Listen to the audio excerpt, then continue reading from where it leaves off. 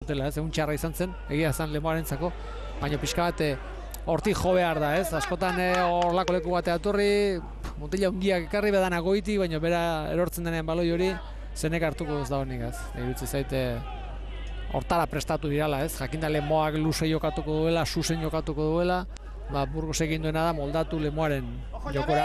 Alde horretatik puntu bat irabazita dauka Lemoak, zergatik bere aldera etorri dira eta berak nahi duen partidura, ez? Gero, ikusi behar ze pasatzen da.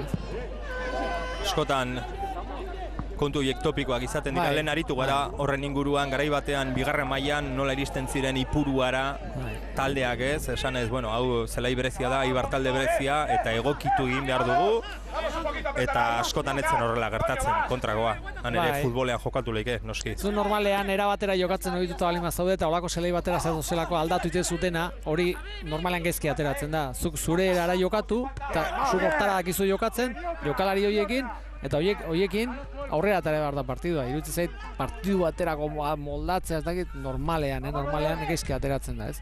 Orain arte, egia zen lehenengo minutu hauetan, aukerak Lemoak izan dut baloi nahasi bat area txikinguruan, baina aukerarik onena Burgos berak izan du baita ere, hori egia da. Eta gaur gai honekin jarraituz, Julio Bañuelosek aipagarriena behintzat Troiteiro aulkien eutzi duela, jokalari oso txikia da, ezkerpetoa, jokalari oso trebea, eta azken finean kalitaterik handiena berak du talde honetan Burgosen, ikusi genuen Lezaman, berak ematen dio askotan pausa hori edo joku hori edo taldeari gaur aulkian utzi du. Gero ikusi behar, auskalo, agian ez du ondo entrenatu edo zerbait izan, arrazoia ez dakigu, baina izan leike baita horrelako zelaia delako eta bar. Iruditzen zaita horrela izango dela, ez? Baina berak Lezaman erakutsi zen oso jokalari hona dela, Hor, Lemoako presidentea irudietan ikusi dugu keinuka palkoan bitartean, bai, Joseba. Honek ere uneko unean bizitzen ditu partiduak. Bai. Lehen aipatutako egun hartan Portollanoren aurka negarrere egin zuen. Alaxe da bai, berarekin egoteko aukera izan genuen lehiaren ostean eta negarmalko txikiak atera zitzaizkion begin ninietatik.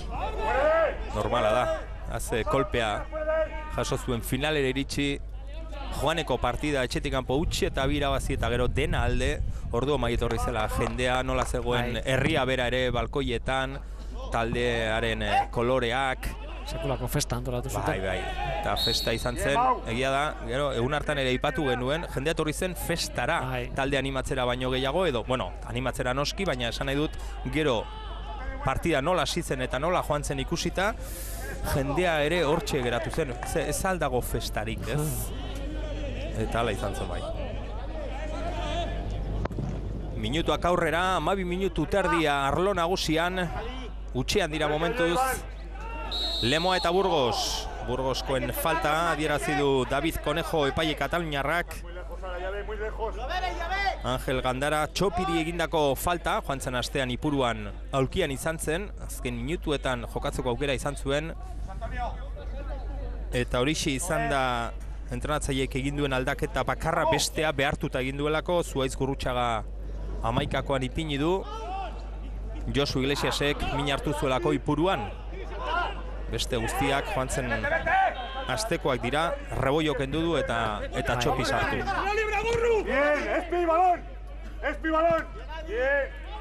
Zuhaitzek urrundu du azken urtetan, Zuhaitz gehiago hegalean, atzelari bezala, baina hegalean ikusi dugu gaur berriz ere zentral postuan. Horrela hasi zen, goi mailan behintzat.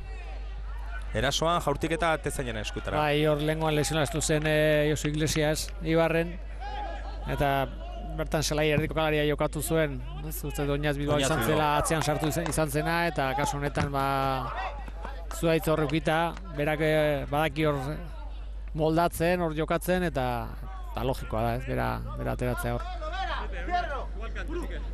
Gero atxeen aldian, Zuhaitz Gurrutxagari buruzko erreportai poli bat ikusteko aukera izango dugu, Joseba Urkiola, gure lankidea berarekin izan baitzen, eta ez futbol kontutan, Joseba?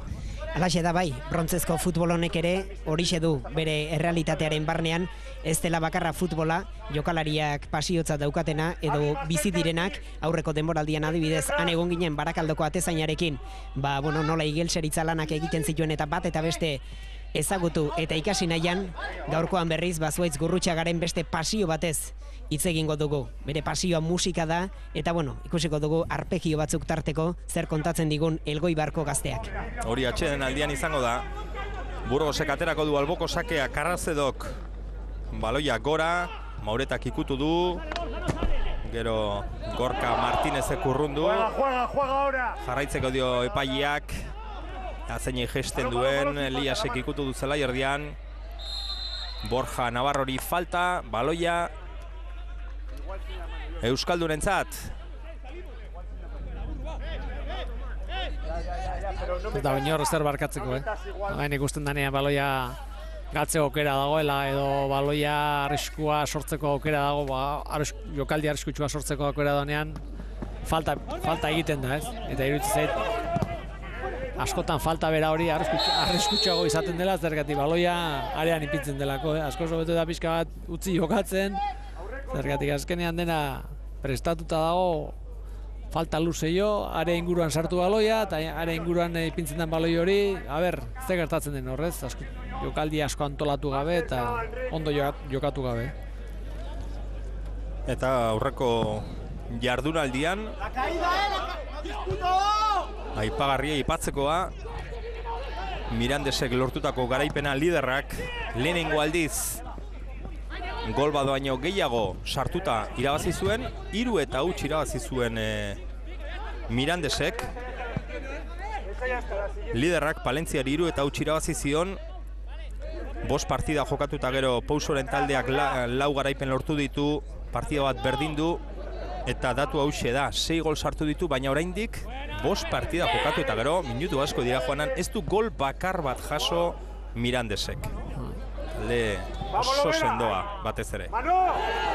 Gero Atletik B dago bigarren postuan, 4 partida irabazita 12 punturekin, Amorebietak 10 puntu ditu.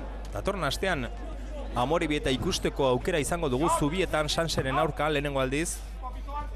Ponferradina 4. postuan da, Logroñez 5. Osasuna, Alabes 8 punturekin.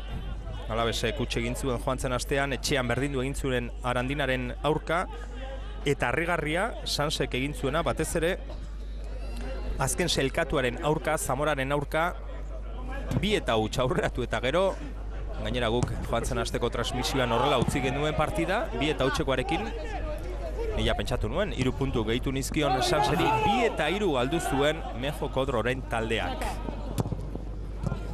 Horrela beraz, bigarren B-mailako, bigarren multzonetako kontuak. Real Unionek ere garaipena lortu zuen, pixka bat gora egin dute Irundarrek, dagoeneko 8. postuan, 7 punturekin Eibarrak ere 7 ditu, pixkanak hasi dira, nolabait esateko taldeak kokatzen. Bai, ja hilabete bat pasata gero, poliki hasten dira, ez? Ja bakoitzaren kokapena hartzen, erakusten zer izangoan, nune hongo diran gutxu gora bera, eta